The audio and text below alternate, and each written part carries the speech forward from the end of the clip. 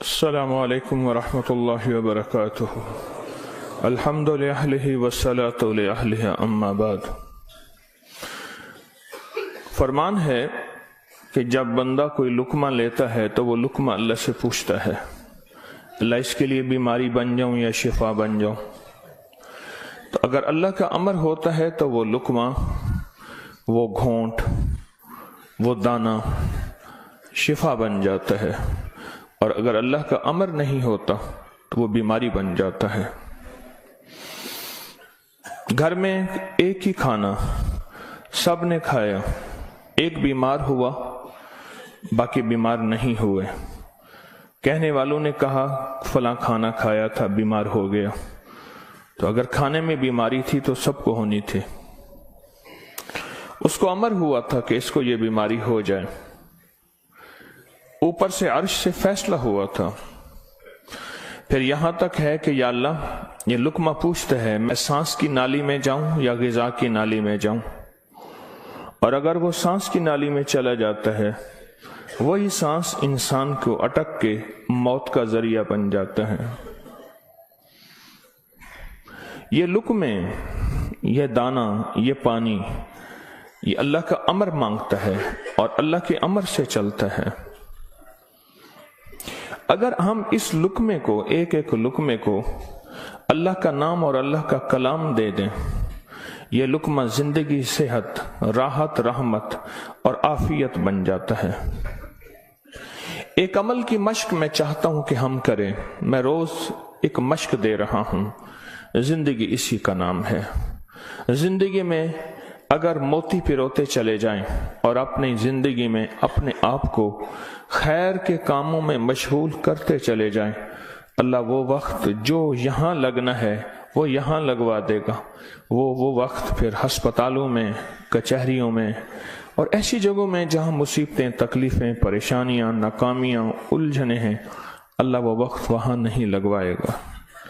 ایک چیز جو میرا پرانا عمل ہے جو میں آپ سے عرض کر رہا ہوں، کھانے کے دوران 7 بار سورۃ فاتحہ، بڑی مشکل سے مجھے ملا، اس کے لیے مجھے کتنے جتن کرنے پڑے۔ جس بندے کے پاس یہ عمل تھا وہ دیتا نہیں تھا۔ کیا کیا، 2020 کے رمضان میں جب میں حویلی میں تھا تو اس کی ریکارڈنگ ہے جو میں نے تھوڑی تھوڑی اس کی بیان کی ہے کہ اس کے لیے مجھے کیا کیا دھکے کھانے پڑے، ٹھوکریں کھانی پڑی۔ میں نے ایک دانشور کا ایک قول پڑھا تھا، مجھے بڑا اچھا لگا۔ اس نے کہا کہ جو بندہ کوئی چیز دھکے کھا کے، ٹھوکریں کھا کے حاصل کرتا ہے اور جب عروج تک پہنچتا ہے تو اس کے سامنے 2 راستے ہیں۔ اس معاشرے نے میرے ساتھ مجھے ٹھوکریں ماری تھیں، لہٰذا ان کو ٹھوکریں مارو، اور ایک راستہ یہ ہے کہ انہوں نے مجھے ٹھوکریں ماری تھیں، میں انہیں ٹھوکریں نہ ماروں۔ 2 راستے ہوتے ہیں۔ میں نے طے کیا کہ جو چیز مجھے کتنی مشکل، پریشانی، الجھن، مسائل اور تکلیف سے ملی ہے، میں اگر کسی مخلوق کو دوں تو ان کو خیر بنا کے دوں اور ایسے انداز سے ان کو راحت ملے۔ کوشش ہے، دعوت تو نہیں کر سکتا۔ یہ سورۃ فاتحہ 7 بار کھانے کے دوران، 7 بار کھانے کے دوران اگر ہم پڑھنا شروع کر دیں، جتنی دیر کھانا کھاتے ہیں 7 بار کھانے کے دوران، اب آپ ایسا کریں، سورۃ فاتحہ پڑھیں، پہلے بسم اللہ پڑھیں، پھر سورۃ فاتحہ پڑھیں اور ٹائم نوٹ کریں۔ بسم اللہ الرحمن الرحیم، الحمدللہ رب العالمین۔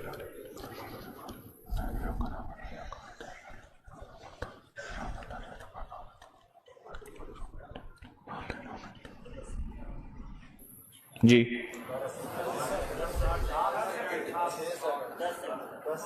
6 سیکنڈ، 10 سیکنڈ، 12 سیکنڈ،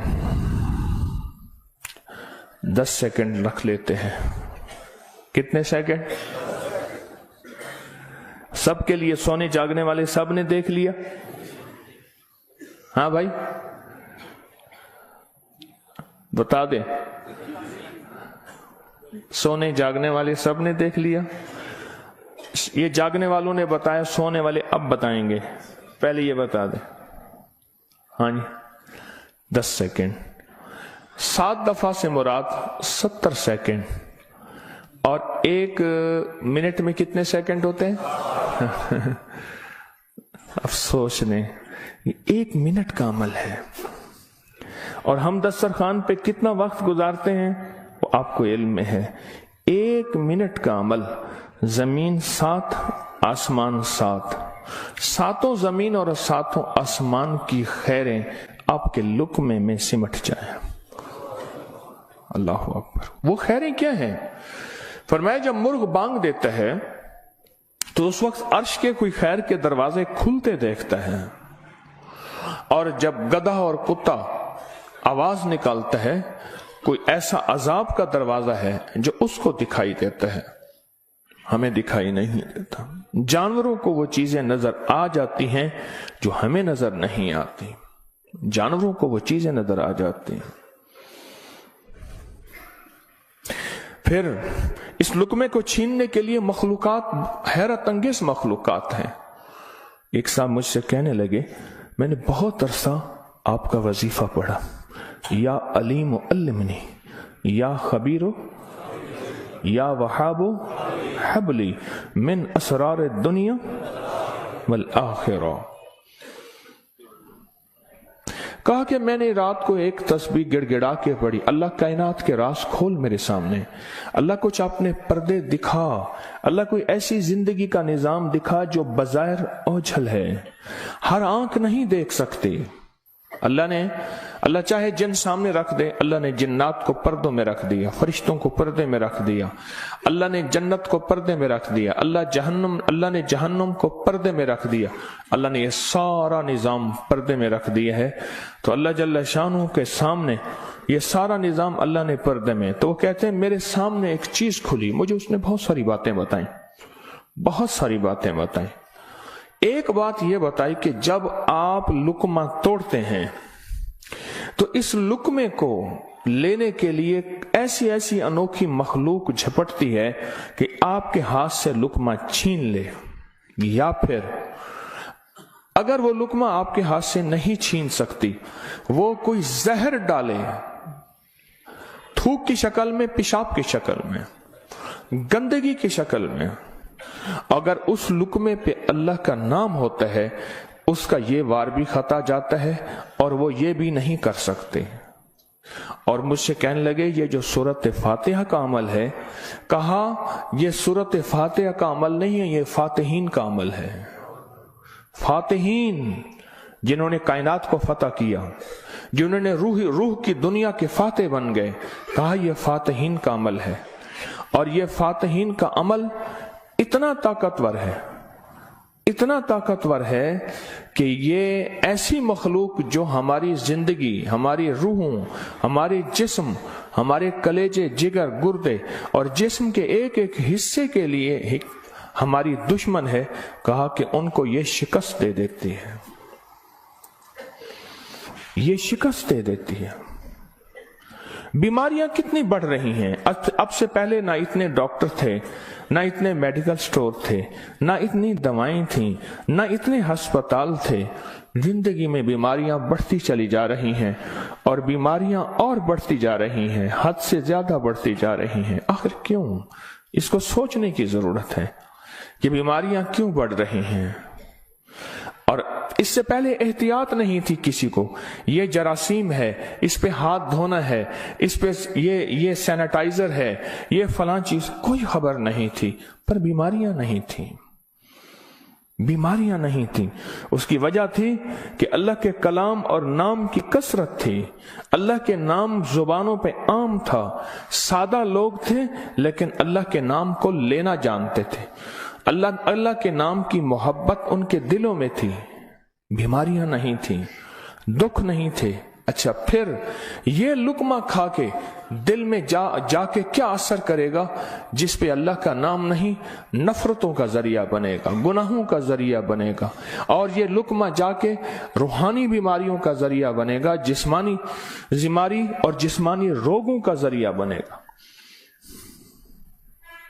اس لقمے کو محفوظ کرنا ہے۔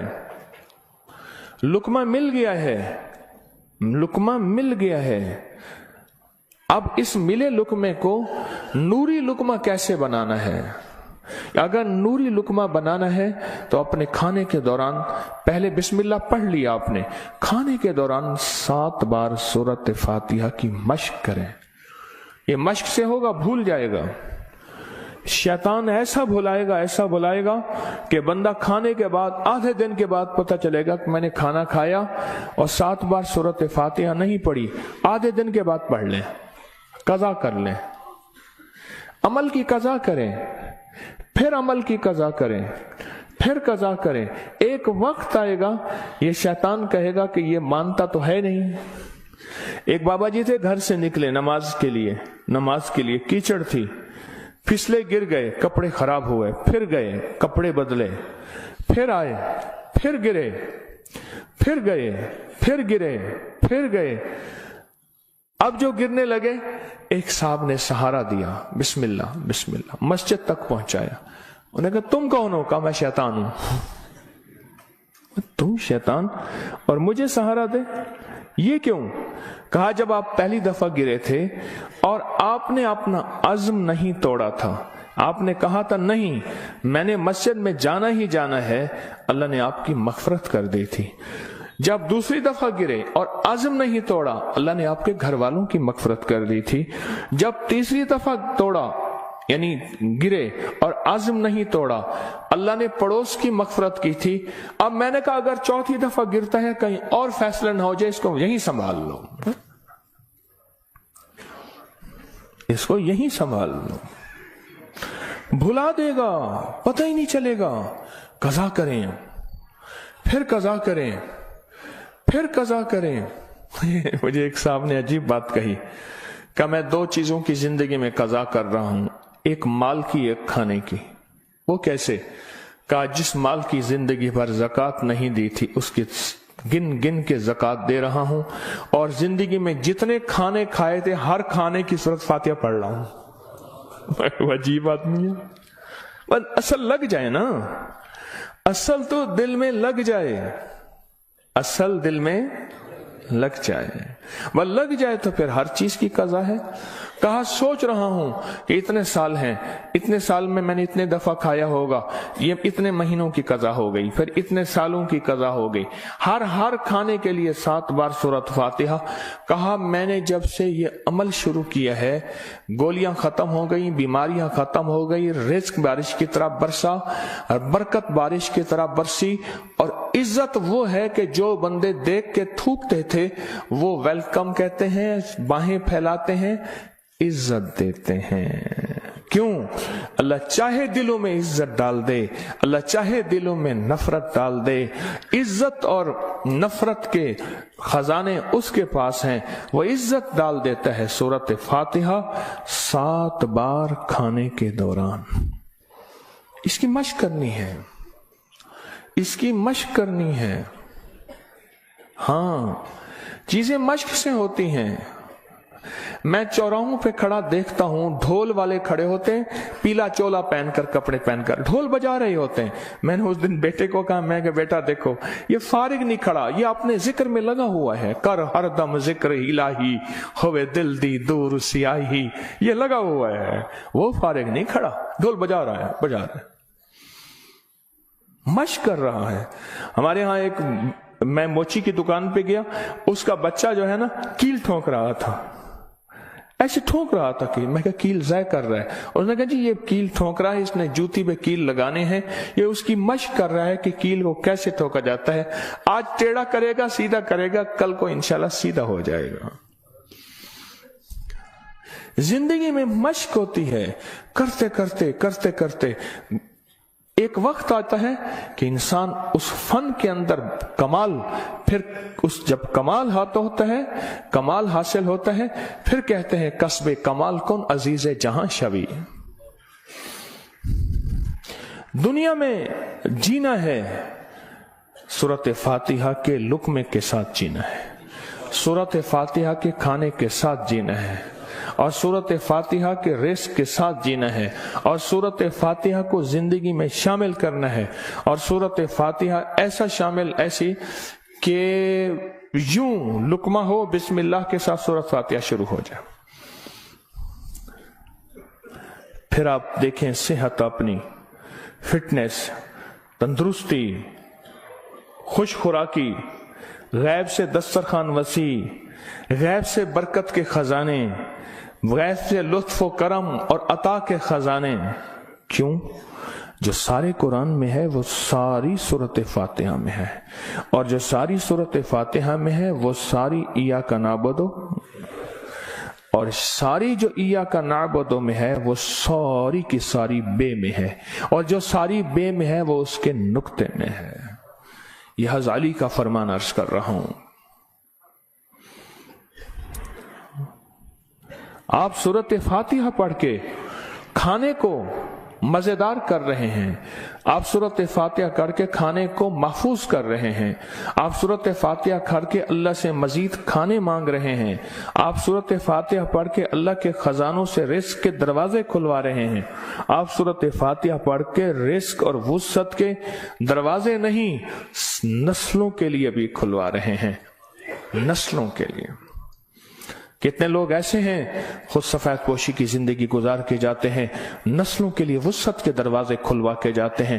کچھ ایسے ہیں خود تونگری کی زندگی گزار کے جاتے ہیں، نسلوں کے لیے غربت کے دروازے، فقر کے دروازے، مفلسی کے دروازے، دھکوں کے دروازے، در در کی گدائی کے دروازے اور قرضوں کے دروازے، حالات کی مشکلوں کے دروازے کھلوا کے جاتے ہیں. سورۃ فاتحہ پڑھنے والا اپنے لیے بھی اور اپنی نسلوں کے لیے رزق اور وسعت کے دروازے کھلوا کے جاتا ہے. کیوں؟ اعمال پہ اللہ کے وعدے ہیں، پلنے کے بھی پالنے کے بھی. اعمال پہ وعدے ہیں، میں تمہیں پالوں گا، تمہاری نسلوں کو پالوں گا. اعمال پہ وعدے ہیں. اللہ سچا، اس کے وعدے سچے، اس کا حبیب سچا اور سچوں کا سچا، اور ہم سچے وعدے اپنے سینے سے لگا لیں، زندگی میں کامیاب ہو جائیں گے. کیا فیصلہ کیا پھر؟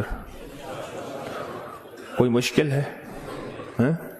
آپ کہتے ہیں روز ایک اور نئی کہانی سناتا ہے اور روز ایک نئی مشق ڈال دیتا ہے، اور سارے کے سارے اصل میں یہ ساری کے ساری وہ چیزیں ہیں جو آپ کے لیے خیر کا ذریعہ ہے، جو آپ کی نسلوں کے لیے برکتوں کا ذریعہ ہے، اور جس میں آپ کا دل مانتا ہے کہ واقعی یہ حقیقت ہے.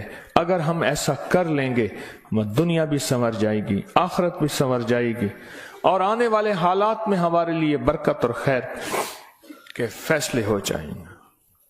کیا خیال ہے؟ آج کے بعد پھر اس پہ توجہ ہوگی، اس پہ توجہ ہوگی، خوب ہوگی، اس پہ توجہ ہوگی اور واقعی ہوگی.